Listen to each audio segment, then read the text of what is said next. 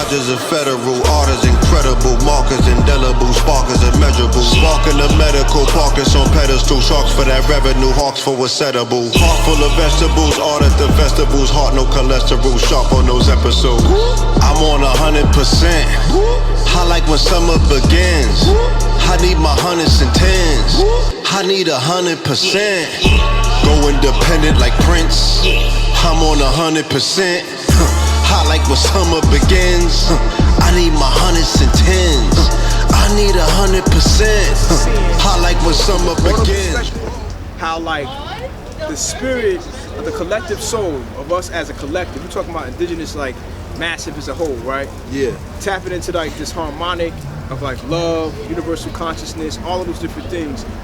Pretty much what's happening is that it's causing us to unburden every aspect of our souls, every aspect of like the benevolence, this harmonic shit. All the trauma that we've experiencing is in a cyclic loop. And the cyclic loop is really being permeated specifically by like the soul's interface with the ancestral link. And what I'm realizing is the fact that from the highest perspective, like the Omni-version of you doesn't really care about the concept of experiences. It's really about realizations, and it's creating these different vibrational vortexes these different vibrational vortexes that create optional realities, in which like you're participating, like in reality, like the experience is like, all right, well, we can take this option for me to get this realization, or I can take this option, I can create this experience to get this realization, I can create this experience to get this realization. But the most highest version of the Omni you is more so concerned about the realization. You know what I mean? Yeah. And I'm realizing how like. So let me ask you this: with the research and studies that you're doing, right, based on that level of discovery, where does it interplay that God wants to experience this shit right here with the, you know, with the perms and the doobies, yeah, and the fingers up the butt, yeah, and niggas getting taken, you know, yeah, swords exactly up they do shoot. mean. Like, yeah. What aspect of God is trying to experience that, and what level of realization is he trying to? Come here. Trying to be able to. What's going on, Huddy? And that question was serious when you were saying we basically trying to get that realization, and he asked that question. Like, what is God trying to experience with that type of realization? You can go this way, you go that way. We gotta keep it all the way tall, like. This is what it is. What you're saying. Because if we're talking about the collective aspects of our psychology as a people, we're being plunged into this reality. You know what I'm saying? Because I'm traveling, bro. Right. This is not a Harlem dynamic. Yeah. This is not an Atlanta dynamic. This is not a Los Angeles dynamic. This has become a full level infiltration of our genome. Right. So what, again, if we are saying that we are the original man, and you know, man is mind, you know what I mean? Right. Is God dealing with entropy at this particular point where he has existed for so long and he has forgotten himself and he's trying to remember himself how? But what is he going through in regards to the shit that we're seeing the children express because they're the future? It's one thing, I was just talking to Red about this. I was saying that I just watched Run Up on the Frequency from Phil last night. And it was the one that I interviewed? Yeah, that one right there. And it was something that he said.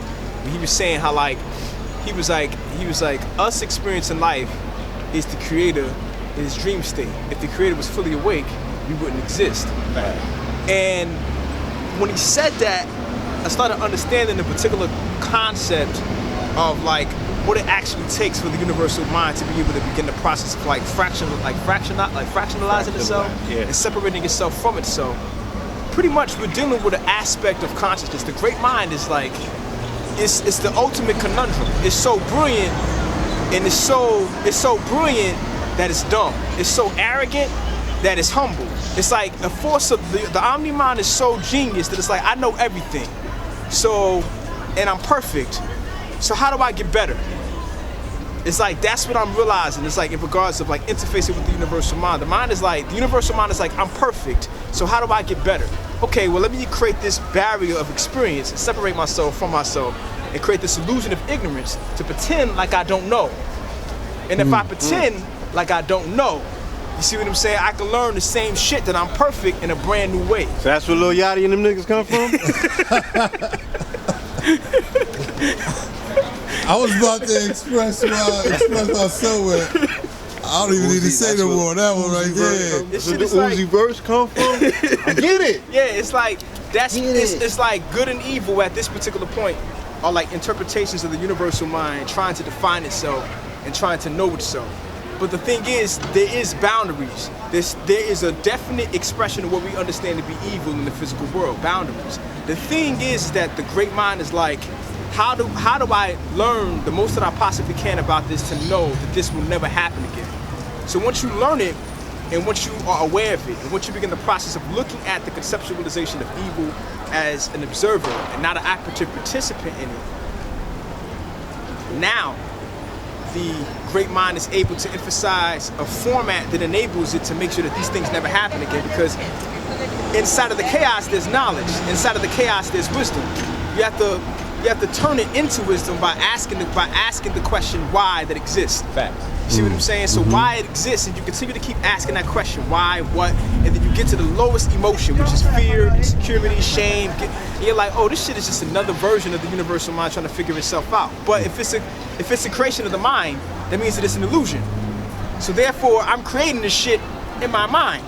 So the way that I can actually heal this is by taking this, transmuting it into wisdom, and then showing compassion for those who are ignorant of themselves.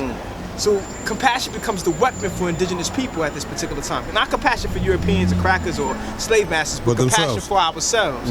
Like showing each other compassion. It's like, prime example. Okay. Prime example. I come from a family of street niggas, right? My mom, my dad, street niggas. When I was born, it was all Christian out. You see what I'm saying? They went to church to get away from the crack era. My brother, still in the streets. You see what I'm saying? So in my own personal journey of understanding this concept of all of that, and understanding myself and my mind, I started to understand the amount of judgmental perspective that I had about my older brother. This is a nigga who was back and forth in the street for 12 to 13 years, so on and so forth. Like back and forth in jail for 12 to 13 years, so on and so forth. I seen things that he did to people, how he treated people, things that he did affected me to be like, I will never do this, right? But I didn't know that exposing my shadow self to myself, that there was a perception of myself that felt to a certain extent I was better than him. To the point that I had to literally understand the dynamic and the psychosis of black people that are going into the prison system. You see what I'm saying? Lost aspects of themselves and became more ignorant of themselves based off of the social, political conditioning of this structure. So therefore you have to open yourself up to understand that from that perspective and approach that with compassion. You know what I mean? That compassion becomes the weapon against this oppressor. You see what I'm saying? Because you're able to eradicate any type of false judgment, you know what I mean, based off of, you're like, look, how am I gonna hate you when you're sick? I can't hate you when you're sick. You know what I mean? I can't hate you. It's impossible to hate you. I can be compassionate to you. All I have to do is be compassionate to your ignorance. And when you're ready to learn how to be able to do so, how to be able to snap out of that shit, I can offer you the proper jewels to be able to do so. You know what I mean? I can offer you the proper assistance to be able to do so. You know what I mean? But you start to realize that based upon the fact that you can't get it out of a book. You have to do it by a practical ritualistic interface with the subconscious psyche, with the ancestral link. You know what I mean? When I was tripping off, when I started communicating with my ancestors and doing like the meditations, the ritualistic practices, the altar work, you know, they were like, yo, we look at you, and they were talking about my trauma and like all the negative, disharmonic perceptions of myself. They were like, yo, we look at you like a sick puppy. You know what I mean? Like, we can't do nothing to you, man. Like, you our baby. We just think you crazy. You see what I'm saying? Like, and we understand why you crazy. It's been inside of the genome of us off of this particular experience. So once that realization came to me, that shit is humbling. It's like, yo, well fuck it. What I gotta do to get right? See, I got compassion for this nigga. Exactly. Right? This nigga pulls out cameras without telling niggas that he's pulling out cameras. But I can't feel a particular way because I know what the fuck is going on in his genome.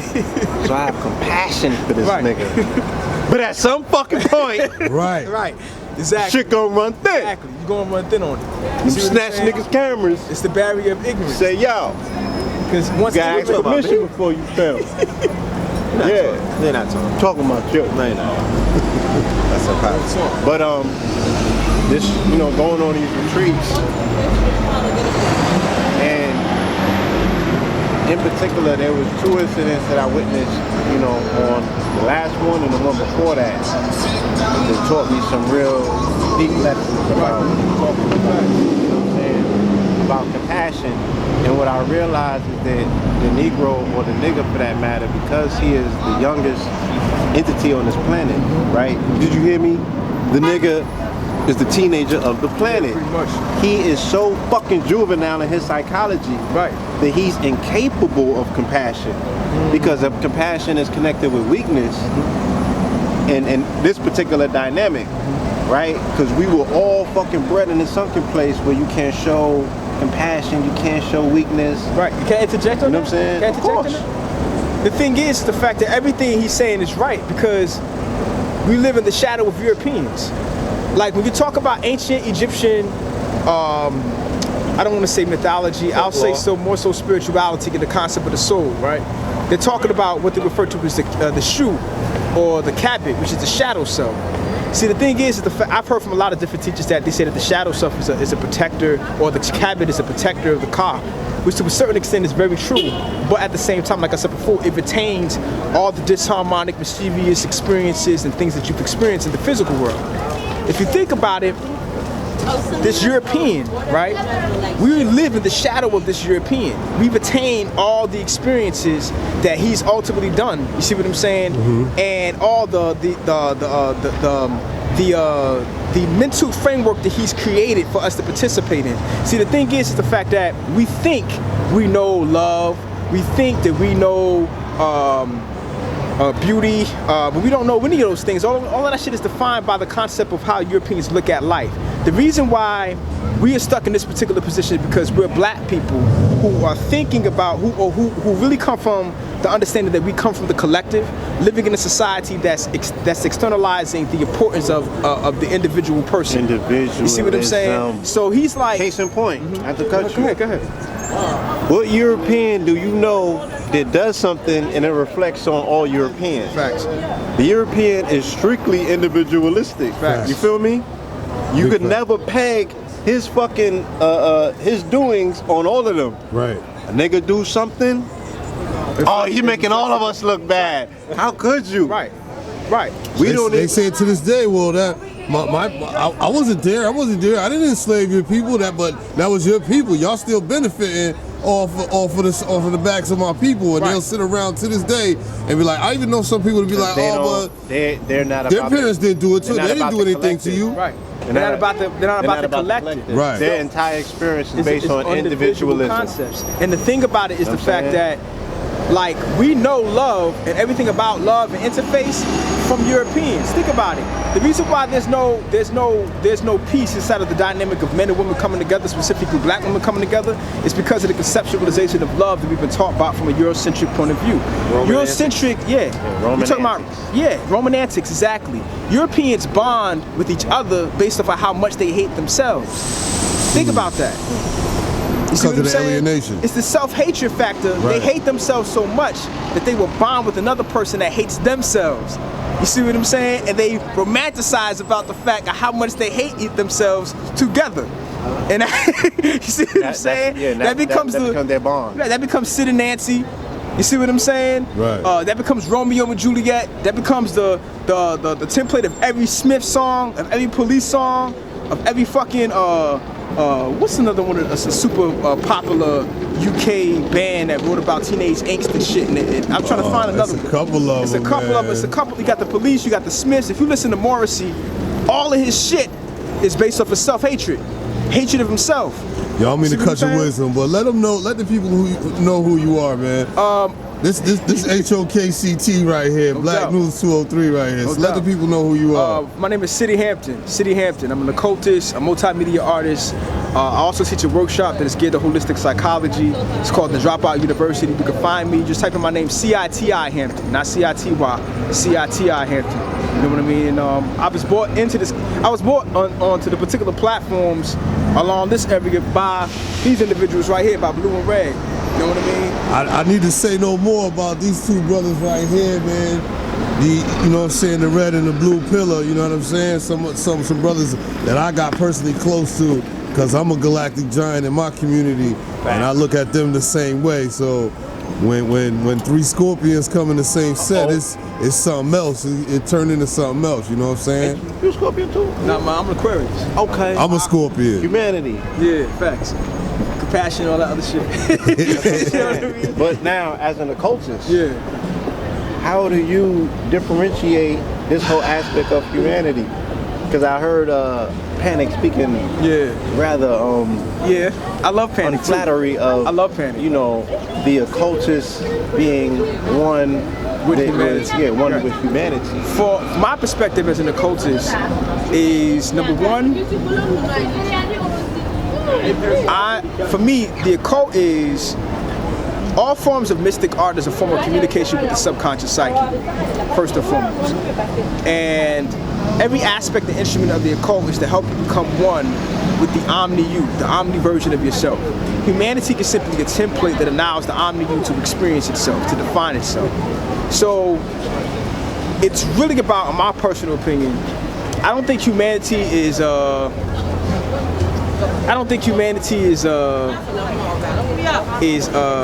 something horrible, something horrific. I think at the end of the day, it's a school system. I think Earth is a city in the universe. It's a university. You know what I mean? So you have teachers such as observation and experience. That's pretty much the number one thing that, you know, not necessarily in the culture, but more so a person who's an esotericist or inner alchemist. You see what I'm saying?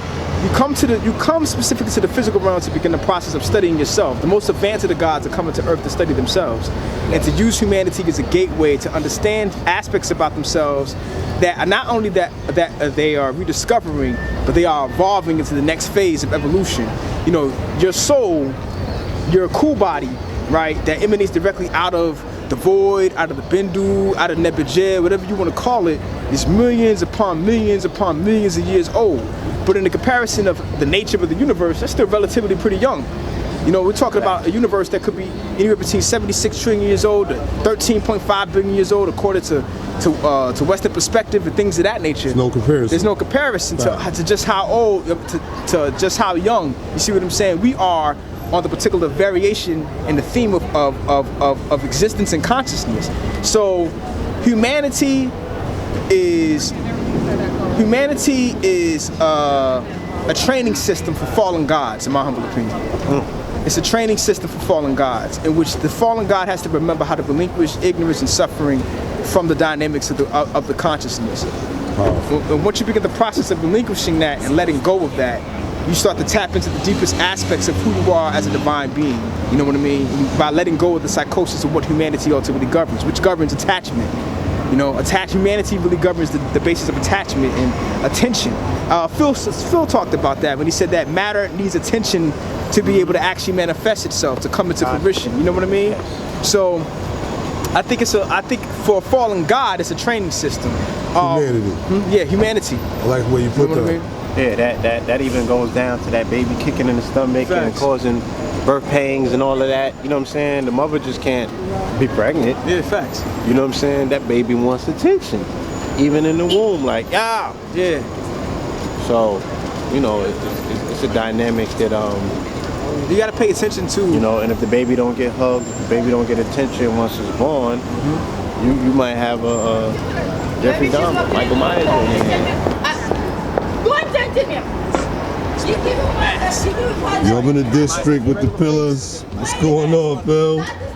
You know, we out here, you know what I mean? We out here amongst our people, you know, the good, bad, and the ugly. Just doing what it do, grinding, you know what I mean? You know, back out here, it's been about 4 months since we touched this block. But, you know, the people have been asking for some products. The people have been asking what's going on. So we out here. You gotta answer you know what I mean? You gotta answer the calls of the people. Facts. I want to salute you, man. Thank you for coming to Connecticut on that Field of Black Moor Messiah. You know what I'm saying? Definitely was powerful, man. Shout out to everybody that came out, you know what I mean, to support that. We got another one. I believe this one may be the last one in the series. It's called Blackamoor 44. Me and Blue supposed to be doing that together. And there's also another one called In Too Deep. If I don't do this one in Baltimore in May, the 3rd week of May, We're gonna do it right at UGR Studios, a live stream, a pay-per-view for that matter. It's gonna be about 8 hours. Only because ever since we last met up, it's been a lot of stuff going on. The reason why we called it In Too Deep is the sequel to Get Out, or rather, you know, an analytical treatise to add on to the whole Get Out thing. There's been a million decodes of Get Out and breakdowns and shit like that, but In Too Deep is dealing with the fact that, yeah, niggas might want to get out. How about that you're in too deep into this shit? How about that they got us in too deep? All right? The deep is an acronym. We haven't, you know, we're not gonna tell you what the acronym stands for right now, but Okay. you know, yeah, you get an understanding that it's in too deep. And we're gonna explore something called a deep state, which, you know, in my humble opinion, are the string pullers right now. This is a version of government. They could sit down with El Chapo. Okay? This is the version of government that could go and have a secret war and your black ass, taxpaying ass will never know about it. This is the version of government that's in government, but you don't know about these people because these are the power brokers. The power don't show their face. They give you the fucking, the puppets. You know what I mean? Niggas running around puppets. Now I'm talking about the puppet masters. So the deep web, when they had this whole thing about these little girls being kidnapped, all of this, everybody was concerned for a weekend, right? People talking about organ harvesting. People talking about the 1 million black men that are missing. People are talking about the 600,000 black women and child that are missing. People are talking about the censorship that has taken place. They call it the adpocalypse, but there's a huge censorship campaign that have been censoring what is known as alternative media. Now, you're gonna have to learn about the deep web because you might have to, that may be your only way to communicate as a quote unquote information seeker or information disseminator, because they're about to shut down all of that surface shit that you know about. Little do people know, please, 20% of the visible internet is called the internet or the web. 80% is called the deep web. That's the hidden internet that you can't access with a www dot. There are all kind of shit going on in the deep web. You want to find some of these missing children? You might have to penetrate some of those encrypted rooms because they got websites dedicated to torture. They got websites dedicated to child porn. They got websites dedicated to where, you know, selling people's body parts and shit, like real depraved shit that you would never fathom. But once you become aware of that, you niggas can stop questioning us as if we be tripping because the regular news media will never tell you this shit. They're gonna talk about this maybe 10 years from now. You will begin to see the depravity of these people, not just one race of people, it's a whole bunch of these motherfuckers. But when you study and you do the news and you really get into what's going on, they're arresting all of these pedophile rings, they're arresting police officers, judges, Hollywood elite. They're all in on it, and they want to basically victimize, they want to traumatize, and they also want to commodify the body parts. If it's not organ harvesting, it's sex trafficking. If it's not sex trafficking, it's feeding off of your black fucking carcass some kind of way. So, and then we're gonna also talk about the deep mind. That is AI. They have a system right now that's damn near Skynet. Then we're gonna talk about, you know, everything dealing with artificial intelligence, deep mind shit. The thing that came out with Vault 7 that talks about the new COINTELPRO, like I spoke of in the first Blackamoor Messiah series. Coin is the bag. They buying you niggas with they buying you niggas out with the bag.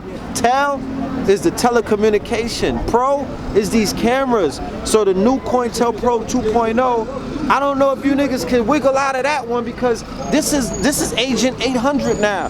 This nigga's telling on you.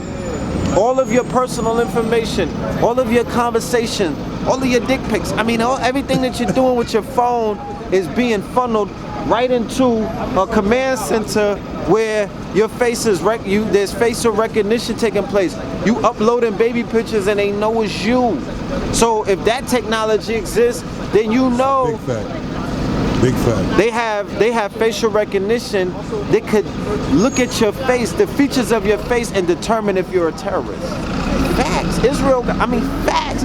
They're droning niggas right now based off of their social media activity outside of America. So we're gonna talk about In Too Deep. We're gonna get into all of those aspects. Of course, we're gonna bring solutions, but we gotta give you niggas what's really going on.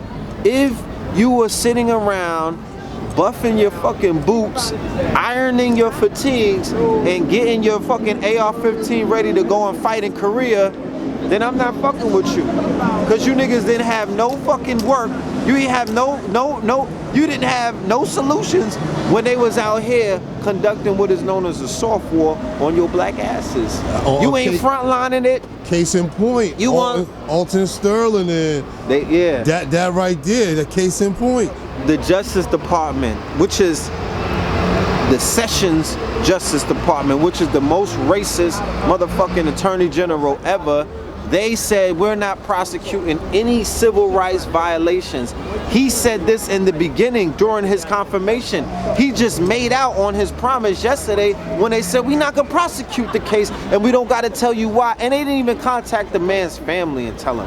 How disrespectful is that? So any kind of extrajudicial cop killings that are taking place, because this summer is gonna be a red summer. They're going into Chicago, they're going into Long Island, they're going into all of the places. They're going after the Bloods, they're going after the Crips, they're going after the GDs and all of that. They are going to turn the fuck up. And he said, we're not prosecuting anything. So don't even think about it. Right. We're not yo, you niggas can march all you want. You didn't get justice before, but you're really not getting it under my administrations. That is what Sessions is all about. They took white supremacists off of the terror list. How about that? Nobody's talking about these things. So 8 hours, I got 1,000 pages full of information, and this is a report. I mix teaching in with reporting, but I'm gonna give you straight facts because it's all articles, so you don't say that I'm pseudo with it or I'm reaching, I don't got reaches. I'm gonna give you the information the way that they reported it. But the problem is that you don't know how to put the information, you don't know how to stitch it together, you don't know that everything is related. So that's where we come in as alternative media with this new journalistic approach, and we sew all of that shit together and show you, hey, this shit is fucking in front of your face, what are you gonna do? So, you got all of these narco states where you niggas just sit around selling drugs to each other all fucking day.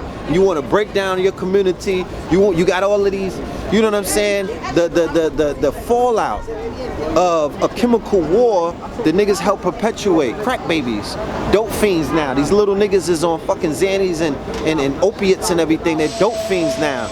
They're fucking on heroin. And you got our people, okay, thinking that shit is okay, as if there's no karmatic debt that they gotta pay, as if that these niggas are not gonna get washed up because you're feeding the machine, man. How can I hold you niggas' hand when you don't do nothing with the bag?